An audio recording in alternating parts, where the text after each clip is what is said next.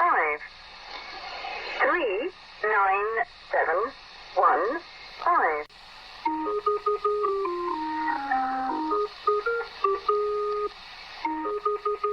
Sarah makes me play the quiet game. I do. It hurts my feelings. It makes me happy. Hey everyone, welcome to this week's episode of Bigfoot for Breakfast, home of the mysterious and the macabre, where we sit in the studio every week challenging conventional thought. We're your hosts, Samantha Carter. And Sarah Jones. And also we're lying. We really just bask in the vast glory of conventional thinking. That's what we do here. Not according to everyone else. It's like a hot tub. Hot tub of conventionalism. Of just normal shit. Just an everyday normal guy. What's that song? Oh, that's a good song. My parents are really good people, Anywho. So we just finished up our latest contest and we'll soon be finding out who wins the free Bigfoot for Breakfast mug. We will be announcing that contest winner later this week, most likely on Facebook Live. So keep an eye out for that. We'll also put it on our Facebook. We'll announce it. Definitely don't miss out on that because it's a real awkward spectacle to behold. All the time. We haven't done a Facebook Live for a minute, though. Because it's embarrassing. It is goddamn horrible.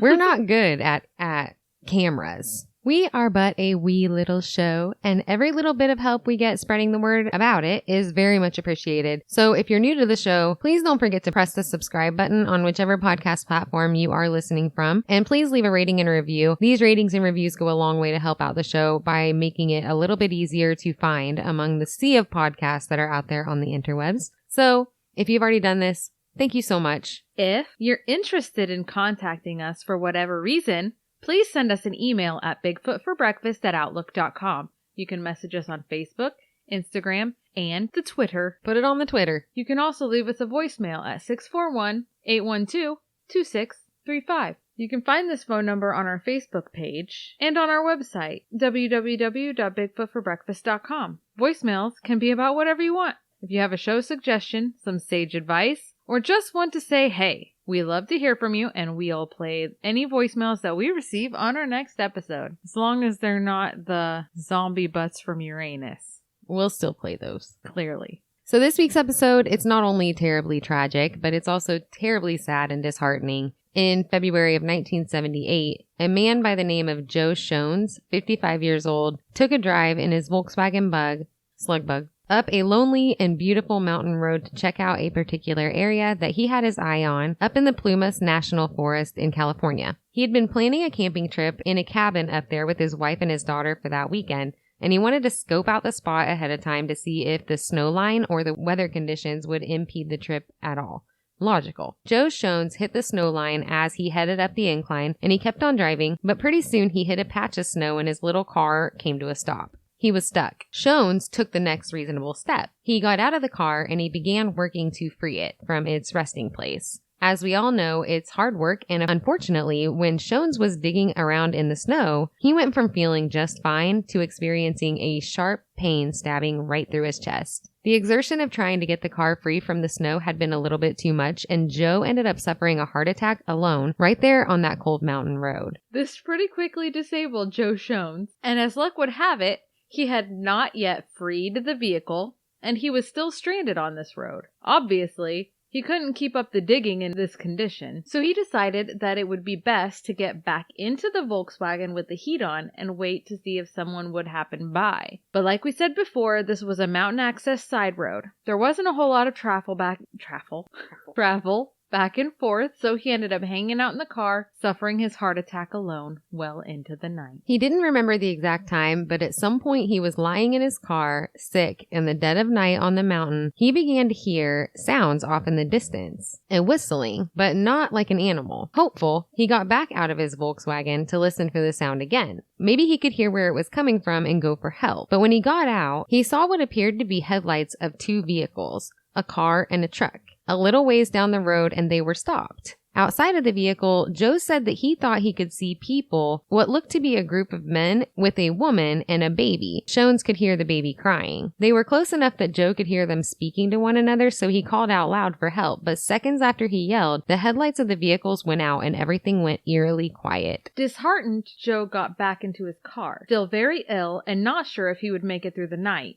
He drifted in and out of consciousness. A little while later, he isn't sure how long, he awoke to light that appeared to be shining in his window. But this time, it wasn't the headlights of a car. It was a flashlight. So again, he yelled out for someone to help him. But shortly after he called out toward the flashlight, the lights went out again, and there was nothing but quiet. Think about this. You're lying alone in the pitch freaking black of a mountainside, which would be scary enough. But on top of that, you're suffering a heart attack. You're stuck there, wondering if you're going to make it, probably thinking about your family, hoping someone will come and find you. You also have to deal with the hope and letdown of these people who seem to appear out of nowhere and then hide from you every time you call out to them. I'm sure this was a very scary and frustrating situation all around for Joe Shones. Have you ever been outside in a desolate area like that? I try to avoid it. I love it. Especially in the mountains. It's crazy quiet. Beautifully quiet on a snowy night. If Joe was close enough to see and hear these people, they could, in my mind, definitely hear this man screaming for help. So why would they turn everything off and ignore his cries? Why would they at least not yell back? It's really weird. Shones had apparently said in an interview at some point that he was so ill and in so much pain that he thought maybe he was hallucinating all of this, and to this day, he still isn't sure that he wasn't. But it doesn't end there, not by a long shot. These people never did come back around, and eventually, Shones' car ran out of gas. This was a really bad deal because it's super cold up there in the mountains, and he now obviously can't stay there and freeze to death. It's incredibly dark, so he decided that it would be best to leave the car and try to walk for help. On the way back down the mountain, as he trudged through the snow on the road, he got about 20 yards away from his vehicle and he saw that there was a car sitting in the middle of the road. Windows down. It was a 1969 Mercury Montego. That's weird. This is about the spot that he had seen those two sets of headlights shining earlier in the night, and he saw those people. The group of men and a woman and a baby. So if he had been hallucinating that these people were here, why was there a car? Physical evidence of people that he had not seen when he came up the mountain the first time. No one was at the car now, and it sat there in the quiet dark, so Joe just kept going right on by it and not paying it too much more attention. Obviously, he had his own emergency to deal with, and it was a pretty significant one. He ended up walking 8 miles before he found assistance, and just so we're clear, Joe Shones did end up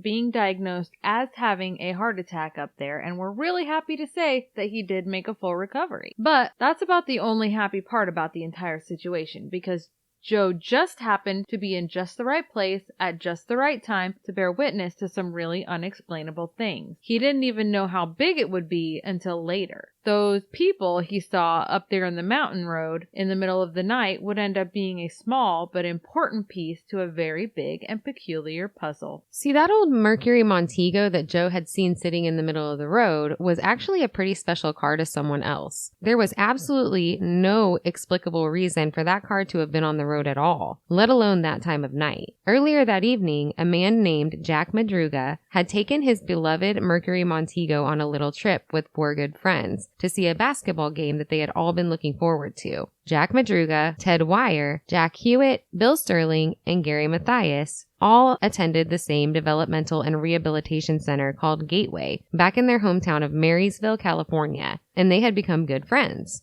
These guys hung out with each other quite a bit. All 5 of the men had been diagnosed at some point with some sort of developmental or psychiatric disorder that had affected their lives heavily, and all 5 of them continued to live at home with their families. The men were all very loved and closely watched as their families helped them through life. It sounds like they all came from great backgrounds of very supportive people, and the men, all 5, seemed to be fairly high-functioning individuals. 2 of them were high school graduates and had driver's licenses. They helped each other out as well. So these guys were going on a trip to see a college basketball game at Cal State in Chico, California on February 24th, 1978. All 5 were huge basketball fans and had been really excited about this trip for quite some time, ready to go cheer on UC Davis, even wearing matching beige shirts with the words Gateway Gators printed across the front to wear to the college basketball game to represent their own basketball team. The boys, as they were called by their families, they were very close, almost inseparable. They spent their extra time with their families and with each other. They were all known throughout the community, and they were popular, often referred to as the studs of the community. They were described as nice guys, easy to get along with. They weren't a problem with law enforcement. They were friendly and well-liked people from good families. The Gateway Gators was a team sponsored locally by the program for the mentally disabled that they all attended. They were supposed to have come home the night of the game because they were scheduled to play their own game the very next morning. And this was important to all of the guys because the men had been working to qualify for the Paralympics. This was a regional tournament, so it was an important step toward that qualification. Also, and what they were super excited about, if they won this regional tournament, they would also win a week-long trip out to LA. So it seems as though they were really bonded over this love of basketball, and this is what brought the group together as a whole. So although these guys had some sort of developmental disorder, with the exception of Gary Mathias, who was schizophrenic, they were all pretty different in their personalities. So we want to talk about each one of them individually just a little bit to give you an idea of who they were as people. Author Jesse Dixon wrote a book on the incident called The Yuba County Five, in which he described them pretty well from speaking with their families. So we got a lot of information about them from him in combination with the Charlie Project website and various articles from the time they went missing. Jesse Dixon's book is well detailed and it seems well researched, so if you're interested in further reading about what happened to these guys, this is going to be our recommended reading for the week. 30-year-old Jack Madruga was the one who had the car, a turquoise and white Mercury Montego, and this car was his pride and joy. He loved this car. No one ever got to drive it. He kept it super clean and in great shape and was always really particular about other people doing the same thing when they were riding with him. Jack was a high school graduate, also an Army veteran. He had a job as a busboy with a local dried fruit company, but had recently been laid off. 29-year-old Bill Sterling was Jack Madruga's best friend, and they spent a lot of time together. Bill was super religious and always trying to help his fellow man find the way to Jesus Christ. He spent a lot of time at the local library and read the Bible frequently. He was a dishwasher at the local Air Force base, but his mother ended up taking him out of that job because the airmen who worked there were found to have been teasing him, getting him drunk at work, and then stealing what little money he had on him, which, he was not a fan of the outdoors, not a fan of being cold, not an adventurous guy. He did not like hiking, camping, or anything to do with nature. It was reported that his family had a cabin up in the mountains and they would go on fishing trips without Sterling because he pretty much hated every second of it. 24-year-old Jack Hewitt was best friends and very close with another of the men, Ted Wire. He was slower to respond to things than the other men and was very used to Ted, so he followed him around religiously. Ted would dial his phone for him if he needed to make a phone call, and do other things for him routinely, such as reading and writing, because Jack Hewitt could not read or write himself. He was described as being the most handicapped in comparison to the other men. He was very shy and was a huge homebody. He wouldn't have liked being away from his home overnight. 32-year-old Ted Wire, like we said, was best friends with Jack Hewitt. He is said to have taken kind of a big brother role with Hewitt, and they would often talk on the phone, comparing funny names that they had found in the phone book and reading funny things that he found in the newspaper. He was described as being kind of goofy, always making people laugh. He was super friendly and he would wave at people that he didn't even know. And when sometimes they didn't wave back at him, it would bother him for hours. Although he was an outgoing guy, he had a little trouble holding down jobs because he wasn't a fast worker and he often got sidetracked. His brother Dallas would say that he lacked common sense. I don't think he was saying this in a derogatory way, but more stating a fact about his brother. He often would question simple rules that seemed to be made for obvious reasons, like stopping at stop signs. It sounds like basically he just often wondered why people couldn't just do things because they wanted to, and he didn't understand why it would affect other people. In a San Francisco Bee article, his family was stated to have had trouble getting Ted out of the house one time when it caught on fire. He was said to have continued to lay in bed while his family worked to get him out, and the ceiling was actually burning above him, but he said that he had to work later and needed to rest up. He was said to have always worn a ring on his finger that was made out of nickel and had his name Ted engraved on it, which will be important later on. As he was walking out the door to meet his friends at the car, Ted's grandmother reportedly reminded him to grab his coat, which he laughingly replied, "I won't need a coat, Grandma. Not tonight." These four guys had known each other the longest because they had lived around the area their entire lives and had been going to this rehabilitation center for the mentally disabled for a long time. Gary Mathias sounds like he fit in well with the men, but he just came into the group a couple of months before the incident, And like we said before, he didn't necessarily seem to have been diagnosed with a developmental disorder so much as a mental health one. Gary Mathias was a schizophrenic man, 25 years old at this time. His stepfather owned a gardening business, and Gary worked steadily at the business with him and continued to live at home with his stepfather and mother. Gary played football in high school, and then he joined the Army afterward. He played in a band in the Army, but a couple of years after joining, he started developing odd symptoms that resembled periods of psychosis, and sometimes he would get a little violent. Gary Mathias was found to be suffering from schizophrenia, and he ended up with an honorable discharge due to his mental illness and resulting drug problem. Schizophrenia typically develops in people in their late teens or 20s, and often the person is developing symptoms and doesn't know what's going on. They had always been fine before. They find themselves depressed and they feel like they're losing their minds and often turn to drugs. After the Army, Mathias had some trouble regulating his schizophrenia and landed himself in trouble, followed by a short stint in prison. Since then, he had been regulated on his medication and had done really well on it, taking it very regularly, and he had basically been in remission from any real issues related to his mental illness. Mathias had not, however, taken his medication along with him to the ball game because he had planned to be back that evening in time to take his next dose. The 5 men all planned to be back that evening because they actually had a big game coming up themselves the next morning. They played basketball for the Special Olympics, and this game was a really important one. Gary Mathias reportedly fervently reminded his mother to make sure that he didn't oversleep the next morning so he could make it to his game, since he knew he would be late getting back from the trip to Chico. So that morning, the boys, as they were lovingly called by their families, they left for the game in Chico, California together. All 5 men piling into Madruga's Mercury Montego for the trip that they had been looking forward to for a long time. The atmosphere was good. They were excited for their adventure and for the game, ready to cheer on UC Davis, and it wouldn't be until 4 days later that the car would be found on that isolated mountain road, 20 miles off course from where they should have been. A couple of the boys' parents waited up for them to return home the night of the game because it wasn't supposed to be super late when they would arrive. They expected the game to be over at about 10 p.m., and then the drive home would be about another hour. Time ticked by, and the later it got. Obviously, they were getting worried. The mother of Ted Wire had reported that she woke suddenly that morning, afraid, heart racing, at 5 a.m., not knowing why. She checked Ted's bed and found it empty. The rest of the boys' families awoke the next day to find that none of them had returned home that night. And this was very uncharacteristic behavior for every one of them. And every one of them had been planning to get up and play in their own game. A game that seemed really important to them. This was obviously cause for a lot of worry, and the parents started calling around to one another trying to figure out what was going on. But none of them had seen the boys. They didn't wait too long to notify police. Given the circumstances, the police rushed to get the word out, and about the same time that this was going on, Joe Shones was just arriving at the mountain lodge to get help for his heart attack. He was so consumed with what he had been through and trying to make it through his medical condition that he didn't even think of the car that he passed when he was walking on the road. 4 days later, a park ranger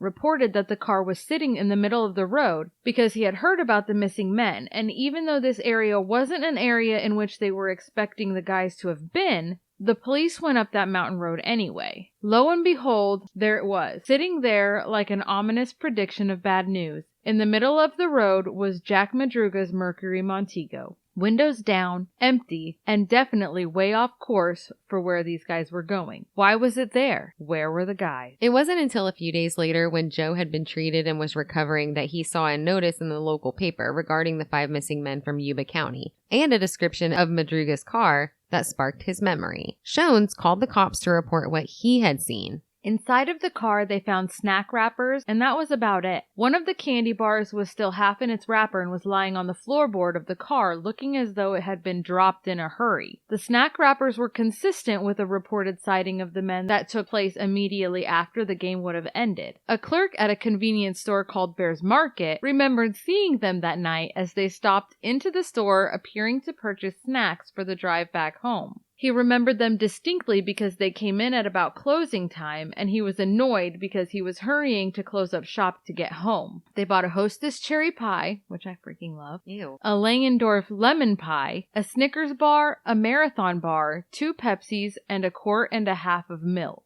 It doesn't sound like the store clerk necessarily felt anything unusual was going on with them. The ticket stubs from the UC ballgame were still in the car. There was a neatly folded map sitting in the car. The map wasn't all disheveled looking like it had been unfolded and folded back up like they were lost and trying to use it to get back on track. Like we said earlier, the windows were down on the car, and this was the first red flag when it came to Madruga's parents because the car was literally his everything. He loved that car so much and took incredible care of it. They stated that he would never have allowed the windows to be left down like that in the middle of the night. Nor would he have ever willingly left his car sitting like that in the middle of a desolate road. To them, this was very ominous. The strangeness goes much deeper, though. Beyond that, they really couldn't seem to figure out why they had left the car sitting like this to begin with, or why they themselves would have left the car. The road that they were on doesn't even sound like it was very well maintained either. Many people described it as being full of really big ruts and was very, very rough. At first, it sounds as though the car may have been damaged due to the ruts, or maybe that's why it was stranded. But a quick inspection of the underside of the car revealed zero damage. So they must have taken the road very slowly and carefully. I have to say, too, that there was a lot of reports that they thought he either drove this car so slow and so careful that he didn't damage the car, or they thought that somebody else drove the car who knew the road really well and didn't damage the car. But then his parents also said that there were times when Bill Sterling needed a ride home. And if the weather was snowy or bad at all, or his road was bad, Madruga wouldn't even take him because he didn't want to risk doing any damage to his car, even to take his friend home. So why would Jack Madruga take his car up this mountain road for no reason that would have definitely damaged his car had he hit just the right rut? It didn't appear to have been stuck in the snow either. According to the police, the keys weren't in the vehicle, and at this point, they had assumed that the car must have been broken down, but they had to get it off the roadway, so they decided to go ahead and hotwire the vehicle so that they could move it. When they did this, it started right up, and it drove right out. Obviously, this totally baffled everybody. If the car wasn't stuck, and it wasn't out of gas, and it wasn't having engine problems, why did they leave the safety, comfort, and warmth of a vehicle and walk out into the dark, extremely cold night on a desolate mountain? And we know that they left the car during the night because when Joe Shones walked past it trying to get help from his heart attack, it was empty. If you've heard our pilot episode, the one about Dyatlov Pass, you will understand this next part completely. This incident has been referred to several times, noted throughout our research, as the American version of Dyatlov Pass, because similarly, those people inexplicably left the comfort and safety of their tent on a cold wintry mountainside and for whatever reason opted for the cold, dark night instead, just like the men in this situation. Did something scare them so much that they felt like taking their chances in the freezing cold weather at night was a better idea than remaining at their vehicle? Were they threatened by someone who was with them to get out of the vehicle? Joe Shones had said that he had seen a woman and a baby with them. So who was she? Why does it appear that they simply stopped the vehicle in the middle of the road? Why didn't they attempt to move it? Why did they stop in the first place? And why here? Why in the middle of nowhere? Why did they leave the car to wander off into the vast nothingness around them? Did they wander off? Were they even still around, or did someone take them? We just don't know. Was it still snowing? No, but it dumped about 9 inches of snow a few hours after they found the car. Like, they just happened to find it right before a massive snowstorm came through. So no footprints. No. It had snowed enough to dust away any footprints, but it hadn't snowed tremendously until that very night. Let's get kind of into a quick description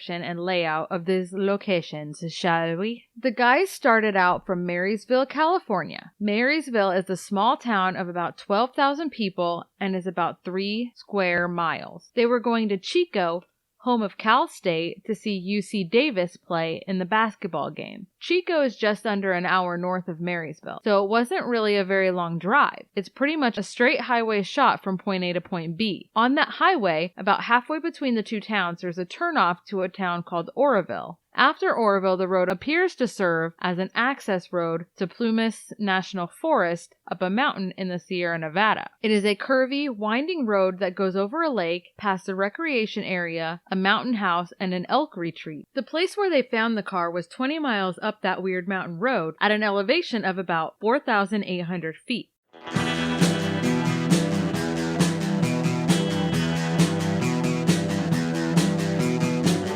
You're listening to the Prescribed Films Podcast Network, home to hundreds of hours of free podcast entertainment.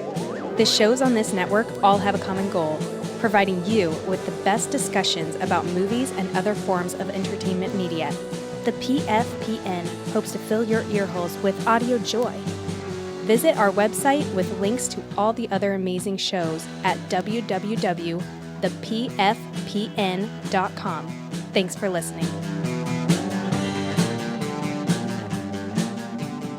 It's confusing why the car would have been on that road in the first place because navigating their trip was so simple. They really just needed to stay on pretty much the same highway from Maryville to Chico. The road that they ended up on was a deliberate turnoff of that route. When the car was found, it appeared that they drove up the mountain road, hit the snow line, and simply came to a stop in the street. Looking at the map, it seems like they would likely not have just accidentally got lost and ended up here. Say they had been lost, though. Think about how a person commonly behaves when they are lost. I know when I'm lost and trying to figure out how to get back to a familiar point, I do some driving around to get back on route. These guys made no turns off of the road after they started their incline into the mountains. They didn't even attempt to simply just turn around and head straight back down the road to the highway they had come off of. They just stopped, got out, and assumingly walked forward in the same direction that they had been heading, into the dark unknown, which is really weird. Even though they had stopped the car for some unknown reason, they seemed determined to push on forward. Why not just go back? They had no reason not to. Their car still ran, still had gas, wasn't damaged, and they weren't stuck. So what in the world happened? Are you assuming that they went forward then? Well, at the time they didn't know, but we find out later that they do. So at this point, they had only found the car, and another, even bigger question lingered as well. Why was it even here? Like we said earlier, the place in which the car was found was about 20 miles off their path between home and the basketball game in Chico. Most of these guys sound like they weren't really the adventurous type. They didn't all necessarily like being out on their own and not following the rules or their routine. They were described several times as homebodies and were not spontaneous people at all. That doesn't really seem atypical for people with developmental disabilities. They've always needed a certain amount of help in their lives. They've depended on people that they trust. They don't like to veer too much onto their own. So I would think that this little sidetrack would have stressed some of them out, and it wouldn't be unreasonable to think that they likely weren't excited to be doing this. It's definitely uncharacteristic for any of them to have done this. Family members were super surprised as well because it was said that the boys weren't really even familiar with the area at all. The only one of the boys who had ever been to this mountain was Bill Sterling. Like we said earlier in the episode, he had gone on a fishing trip with his father and he didn't really find it to be particularly enjoyable. He pretty much said that he never wanted to go again, and he hadn't. So it wasn't likely his idea for the guys to go up into that mountain in the dead of night. Essentially, months went by before that thaw happened. The police in the area were fervently searching for these guys. They spent over 6,000 combined hours searching, bringing in horses, helicopters, dogs, and snowcats. Which I assume is like a skid loader type of. I have no idea what a snowcat is. It's a trained, it's a skilled machine cat. It could be like a leopard For sniffing out people. We don't have those in Iowa.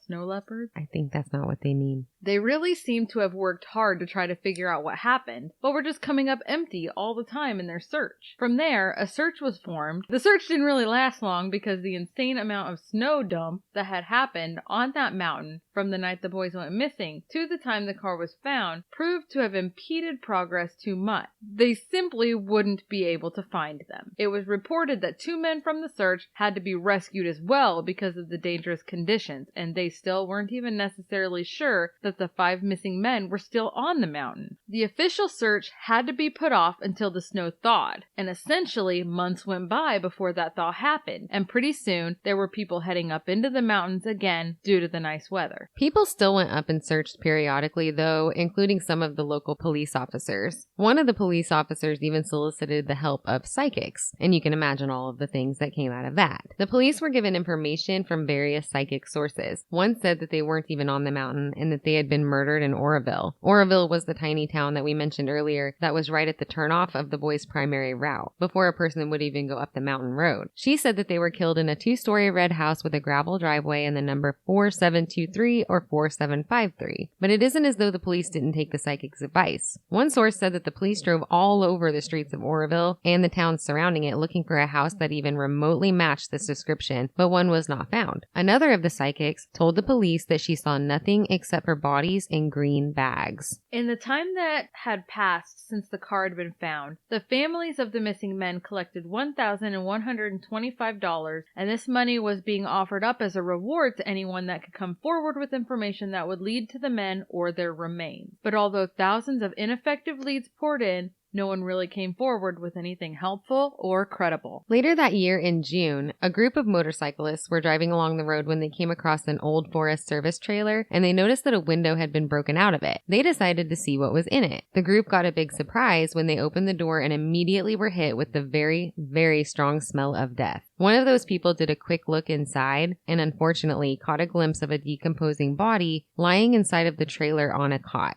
They decided that it would be best to shut the door and notify the authorities of what they had found. The investigation took place immediately, and although you would think that this would yield some answers, it really only served to create many, many more questions and a lot more confusion. When the investigators entered the trailer, they found 32-year-old Ted Wire, the oldest of the group, lying on the bed inside. He was wrapped tightly in 8 bed sheets, even his head, as though someone had tucked him in there on the bed. His pant legs had been rolled up above his knees, and this allowed for obvious sight of gangrenous injuries, likely due to severe frostbite on both legs, as well as frostbite so severe that 5 of his toes would have been amputated had he survived. On a bedside table next to Ted was a necklace that his family identified as one that he wore regularly, and his nickel ring that he always wore, which was engraved with his name. On that same bedside table there was also a watch, a gold Waltham watch that no one from any of the families could identify as being one of the boys' things. The crystal was missing out of the watch's face. The watch would be explained away as it could have belonged easily to one of the Forest Service workers that had stocked the trailer. Ted's wallet was on the table as well, with all of his cash still inside. But there were so many things wrong with this entire scenario. Let's go through them. The horrifying reality of the situation turns out that Ted Wire actually appeared to have been alive for weeks after the men initially went missing. The final consensus was that Ted had ended up passing away from a combination of both exposure and starvation. But here's the thing about that. The Park Service station that he was found in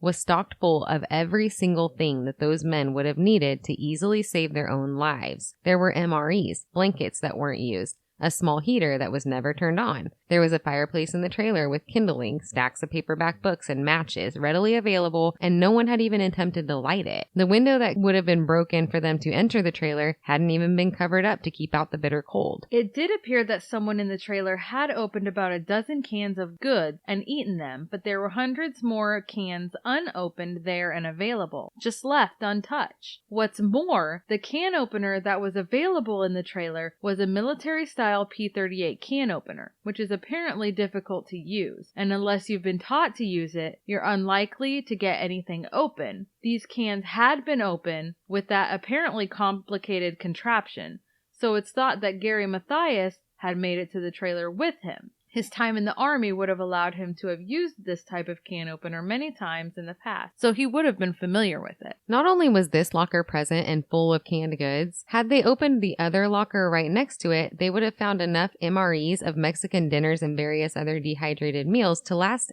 each one of them a year. When the boys went missing, Ted was a really heavy-set guy. It was said in almost every article that we read about this case that he had been alive in that trailer long enough to have lost between 80 and 100 pounds prior to his death. He also had quite a significant amount of beard growth from the last time that he was seen as well. Investigators estimated that Ted Wire had laid in that trailer anywhere from 4 to 13 weeks before he succumbed to his wounds and the elements. Ted Wire's heavy leather shoes were missing from his feet. His feet were severely frostbitten and swollen, so this may account for why his shoes were removed. Gary Mathias's tennis shoes were found inside the trailer with Wire's body, so it's speculated that maybe Gary had gone out for help and took Ted's heavy leather, warmer and more durable shoes instead of his own tennis shoes. Really makes a lot of sense. From the looks of the trailer, it appeared that someone had been attempting to care for Wire by keeping him warm and attempting to feed him. The most outrageous part to me is that this trailer in which Ted was found was actually dang near 20 miles further down the road than where they found the car. Wait, was it dang near or pert near? It was pert near, to be honest. Okay, clarify. They say 19.4, so I feel like that's pert near, and if it was closer to 20, it'd have been dang near. There we go. We gotta round it. 19 miles these boys had to have walked in the snow, and this is not easy terrain. This actually sounds pretty treacherous to navigate. This would have put them walking through that storm that dumped 9 inches of snow on the mountain as well. Why? The police searched on to locate the other 4 men. The bodies of best friends Jack Madruga and Bill Sterling were found after scent dogs alerted from the back of a pickup driving slowly down the road, and were actually found just off the road 11 miles away from the car. It was described as though it looked like all 5 men had been walking together, and that maybe these 2 had never even made it to the trailer and died of exposure long before reaching it. They were lying beside a paved area of logging road. The remains of Sterling were partially eaten by animals, and the body of Madruga had been dragged to a nearby stream by animals. His keys were in his pocket when he was found.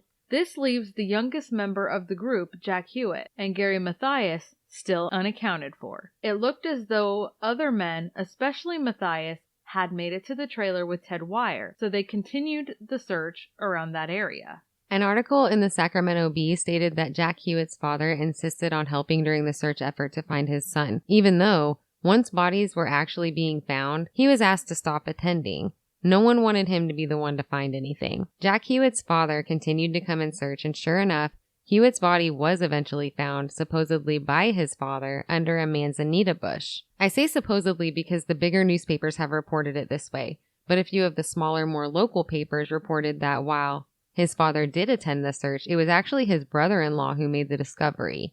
Either way, whoever actually found Jack Hewitt didn't find much. What remained of his son was only the backbone. He had seen Hewitt's coat lying on the ground and ran over to pick it up, but as he did, the man's bones fell out of the coat. Animals had gotten to Hewitt's body, hopefully after he had passed. In a local newspaper article, they stated that they had not identified Hewitt initially, but that they had also found some evidence that led them to believe that they were on the right track to find the 5th body. Hewitt's skull was soon located, and the identification was made by his teeth. From the amount of food that was eaten in the Forest Service trailer, along with the fact that Ted Wire appeared to have been cared for by somebody, Gary Mathias' shoes being present in the trailer, and where Hewitt's body was found, it further seemed obvious that Mathias and Hewitt were with Wire at the trailer for a while, but then for some reason, they left the trailer full of supplies and everything that they needed for safety to trek out into nothingness, the same way that they left the car. But why? Maybe they went for help. Maybe they thought they would be right back. There seems to be speculation a couple of different ways here. And we have to talk about speculation because that's literally all we have. Some think that they took care of Ted Wire at the trailer because he was so frostbitten and in such bad shape that he was simply unable to push forward, and then left the trailer because Wire had passed away. Maybe, once he had died in there, they didn't want to remain in the trailer any longer themselves, and they pressed on thinking that they could find help.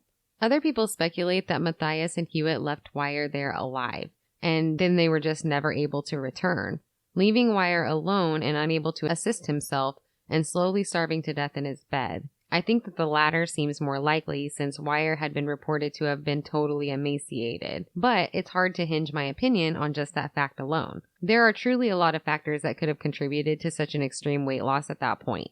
He was frostbitten, becoming gangrenous, and likely septic from the sounds of his injuries. Even if the other 2 men had been there assisting Wire to eat and trying to take care of him, it doesn't guarantee that he was eating the food that they were offering him. Sometimes when people get that sick and in that bad a shape, they just don't eat anymore. Their appetite is not as good, and if they're in bad enough shape to have not been super cognizant about what was going on or regarding their condition, they may refuse to eat even more. So it's hard to say without having one of the men themselves to tell us. I'm not sure why they wouldn't have gone back the way they came instead of going deeper into the wilderness, but maybe they couldn't tell at this point where they needed to go or even which direction they had come from. It's really hard to say. 4 of the men's bodies were removed from the mountain and carried with great care and sadness out of their unofficial resting places out there in the vast expanse of Mother Nature in green bags. Despite having found all of the other men, and that there was reason to believe that Gary Mathias had been at the trailer with Ted Wire, Gary himself was never found despite extensive searches. At the beginning, the police had to wonder whether or not Gary was actually responsible for this predicament. Had he not been taking his medications? Had he experienced a psychotic break while they were on that trip? Had he forced the men to go up the mountain road? Of course, that's all speculation, and there was no proof that anything like this happened. Since they never found Gary during the searches, they had to assume that there was a possibility that he might have made it out alive. They checked the local towns and psychiatric hospitals in the area and put out bulletins, but that turned up a whole lot of nothing. Other than his shoes back at the Park Service station, there was no trace of what ultimately happened to Gary. Not only Gary, though. Hopefully you weren't expecting all of those other questions that we were asking throughout the episode regarding this situation to have answers at the end, because they don't. I love a good cliffhanger, don't you? That's all this is. Although they did find the other 4 men, all of the confusing aspects remain largely unresolved all of these years later, and it doesn't look like anyone has ever even come close to any additional information. The only thing that anyone seems to know is exactly what's on the surface of this. 5 men took a very unlikely and inexplicable detour off of their planned path, drove up into the mountains, stopped the car in the middle of the road, left the perfectly operable car sitting there on the mountain with the windows down in the middle of the night to walk through feet of snow in the cold when none of them even knew this area and most of them very much disliked the outdoors and unfamiliarity, only to arrive at a Park Service station 19 miles away to die, despite having all of the necessary and extremely obvious tools they needed to easily save themselves. All of it makes zero sense. The terrain is described as some of the roughest country in California. Sheriff Jim Grant was quoted in the newspaper saying, "I was up there myself one day, and the only way I could get out was with a compass. It's very heavily forested country, rough and mountainous and rocky. Some places you can only get in on horseback." I want to know about the woman and the baby. When the families were asked what they think happened, Jack Madruga's mother is quoted as saying, "They wouldn't have fled off into the woods like a bunch of quail. We know good and well that somebody made them do it. We can't visualize someone getting the upper hand on those 5 men, but we know it must have been." Ted Wyer's sister-in-law stated, "They just saw something at the game, in the parking lot. They might have seen it and didn't even realize they seen it." Ted Wyer's mother, Imogen, was quoted as saying, "They would never have voluntarily gone up there unless someone made them. Jack Madruga would never have driven his car up there. They wouldn't have gone up there, got scared, and just ran off.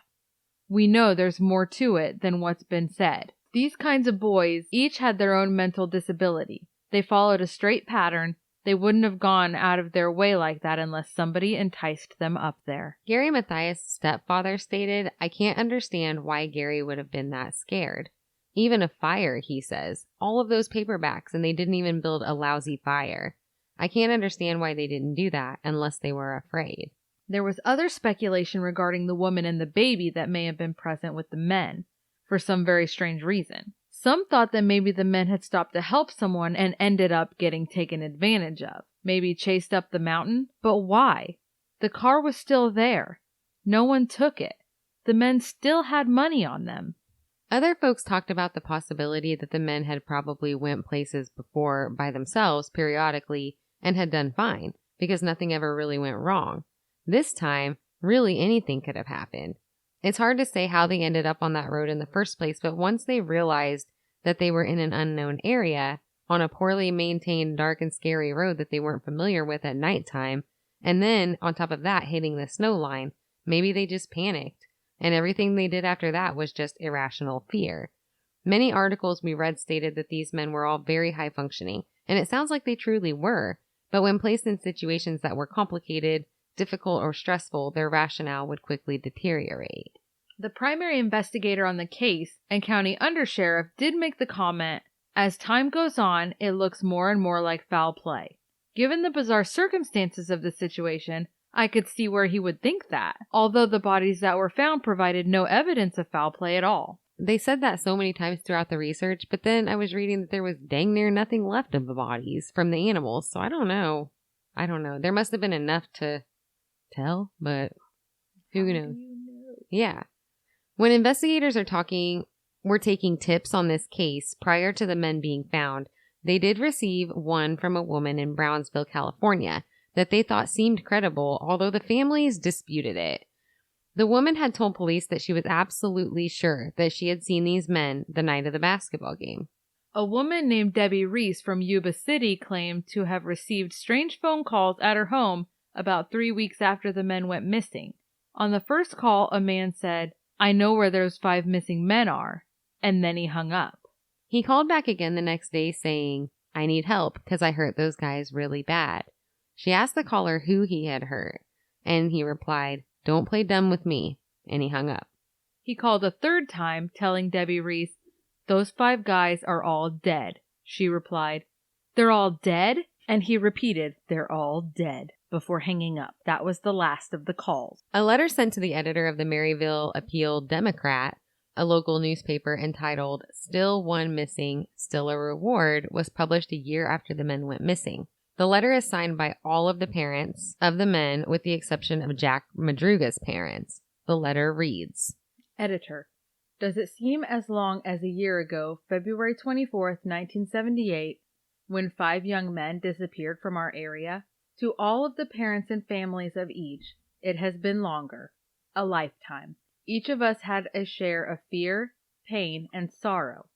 But we've also received a lot of sympathy and love from friends and even people we've never had the opportunity to meet personally. Please let us say thank you to all of those people who gave us their time, worked, and efforts for the recovery of the 4 that were found. Also, let this be a reminder to all that 1, Gary Mathias, has never been located. Please don't stop looking or let time dim your memories of the men who lived in your midst the majority of their lives. There is still a reward fund being held at a local bank, and it will remain there until all 5 men are accounted for. A lot of questions have never been answered, and possibly never will be. Why were they in the area where they were found? Was someone chasing them? Who was in the pickup seen parked behind their car? Why did they leave the car and wander off into the snow when they could have easily driven back down the same road they drove in on? The car was not stuck in the snow, as was reported. They each had some problems, but stupidity certainly wasn't one of them. Why did Butte County Sheriff's Department refuse the help of the forest rangers to go to the trailer camp with snowmobiles in March? At least one, and maybe others, may have been rescued at that time. Questions, but no answers. Bitterness, some. Anger, sometimes. Bewilderment, always. When your son leaves home with friends to go to a basketball game, do you always put your arms around him, give him a kiss, and remind him how much you love him? You really should. He may never come back to you. The case was frustrating for all people involved, and as much as I thought from reports and not being from the area that the police handled the situation the best that they could, it doesn't necessarily seem that all family members feel the same way about that. Granted, the family members are grieving, and the fact that Ted Wire likely lay alive inside that Forest Service station suffering for as long as he did, in addition to the likelihood that Gary Mathias was also in there for quite some time, would be heart-wrenching. Had the search been able to happen immediately, they really might have found those 2 guys, at the very least alive. As fate would have it, the 9 inches of snowfall that the area received that day was not helpful in any sense. If the men had been out there lying on the ground, they never would have been able to see them at all. Not to mention the fact that getting around in that snow on the mountainside was not only nearly impossible, but very dangerous for searchers as well. Authorities have to make a reasonable decision in these situations, and unfortunately, the one that they made might have been reasonable in a lot of ways, but also very difficult to understand when it comes to the loved ones of these men. We weren't there, so we're going to have to reserve judgment. A couple of big things, though, that caught our attention when reading this letter from the parents. 1. The parents seem irritated that police and media have portrayed the men as being stupid, and it seems that the parents felt that the extremely confusing and inexplicable parts of the story were dismissed by authorities as happening just because the men were stupid. These men had some disabilities, but most of the men were very high functioning and mostly rational people. Otherwise, we doubt that they would have let them go off on their own in the first place. Gary Mathias and Jack Madruga were both in the Army. They would have learned some of these basic survival skills there.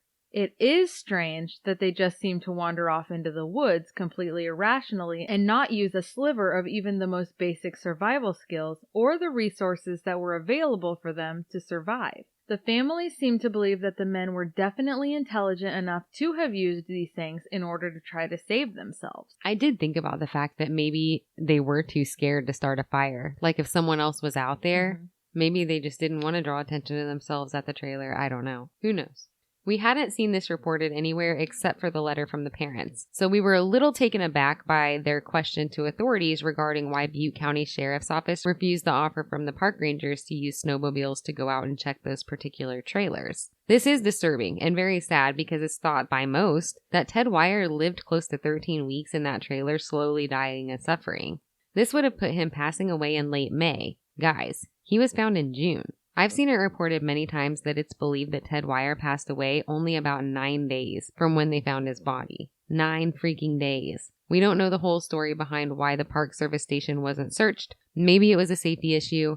We saw it posted unofficially on a board that the police had dang near lost a couple of guys trying to search in the 9 inches of snowfall. So it's possible that this is why they had to put off the search. It's possible that if the police didn't feel safe going up to search, they likely didn't feel comfortable sending park rangers out there either. Oh, not to mention the fact that this trailer was 19 miles from the car. So they probably felt that it was super unlikely that they ever would have made it to that trailer. So why would they be sending people up there in the dangerous snowfall to search it? You would think park rangers are more equipped for that yeah, type of search. I kind of thought the same thing. It was kind of just jacked up. But like I said, I don't know. I don't know what the terrain was like, how dangerous it would be. And then the cops are probably thinking there's no way they made it 19 miles in that, but they did. But we totally see where these families were coming from, because if some of those boys were alive in that trailer for that long, it's a damn shame that it wasn't. But what about the fact that the first witness on the mountain saw 2 sets of headlights, one of which he thought belonged to a truck, and the witness who saw the men driving a truck and using a phone at the gas station? So the witness who saw the men driving a truck and using a phone at the gas station, remember earlier when I said that someone in Brownsville had seen the men? She called in a tip. Well, this is that person. This is what she saw. She swore it was them according to their photos, but she said that she saw Hewitt using the phone. The man who had a known aversion to the use of phones. His family made and took all of his phone calls for him, even from his friends, because he simply would not speak on the phone. And the fact that they were driving someone else's truck seems unlikely to the families. Plus, Madruga wouldn't have left his car, and this car wasn't seen at the gas station. It's weird that this sighting happened, along with the fact that Shones witnessed what he thought was a truck on the mountain. Shones also said that he was in such bad shape that he thought he might have hallucinated some of what he witnessed that night. But then, why would the evidence of the car have been there on the mountain if none of that happened? There's a lot of speculation about the fact that Gary Mathias was never found. In addition to the fact that he was not mentally disabled, but a schizophrenic. There's a camp of people who seem to believe that Gary Mathias was the one who led the men up into the mountain and into the darkness to their deaths. I can definitely say from my standpoint that there is not even close to enough evidence to tell me that this is true. It's a harsh accusation to make, in my opinion, and not just one that I'm willing to buy into. The men appeared to have gone willingly. There was no reported signs of a struggle. 2 of the men appeared to have died from exposure on the way up to the Park Service station. Ted Wire seemed to have died of exposure and starvation, but it did look like someone was attempting to care for him. It wasn't a violent death. Hewitt appears to have died while trying to walk to get help, after he had been at the trailer, possibly. The bodies that were found outside had been torn up and dragged around by animals, and I feel like it's very likely that Gary Mathias passed as well, and that his body may have just been hidden a bit better than the others by the thick underbrush on the mountain. It doesn't sound like even one of the other family members in any of these families is under this impression, and they know these boys the best. I do see where some people are going with this idea. If you looked into Gary's past, during the time that he was initially showing symptoms of mental illness, before it was officially diagnosed and he was on regular medication that worked, he did have a history of violence, threats, and psychotic behavior. This may very well have come into play in the weeks that they were in the trailer. But when the first decisions were made to have left the route and go to the trailer, he was doing well and medicated. So I don't feel like that's logical. It seems like in situations like this, it's easier for people to focus on something more tangible, a villain of sorts, than accept it just being something unexplainable. Now, while I say that, I do think it's possible that Gary Mathias's condition could have been a huge reason for the slew of irrational decisions that seem to have been made at the Park Service trailer, as far as not using the supplies that would have saved their lives.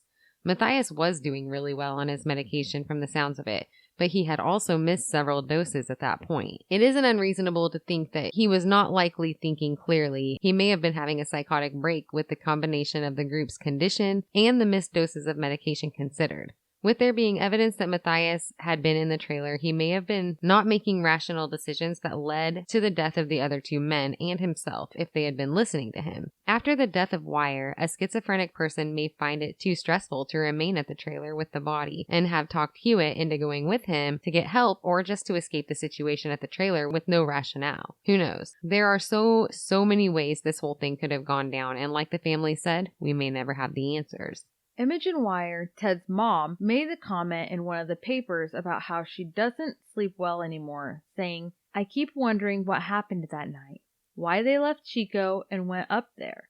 Then I got to thinking about how long he was there, how cold he was, and I just can't sleep." So that's it for this week's episode of Bigfoot for Breakfast. Don't forget to push the subscribe button on whichever podcast platform you happen to be listening from. And please leave us a rating and a review because we really appreciate those. Find us on Twitter, Instagram, and Facebook. Follow us on there. You can also email us at bigfootforbreakfast@outlook.com. And look for us on Facebook Live later this week for an announcement of a contest winner. Glitter! You can call and leave us a voicemail if you have anything to say. It is 641-812-2635. We'll play it on the next episode if you leave one, so we really welcome those as well. Thanks for listening. Have a good day. Bye. Bye.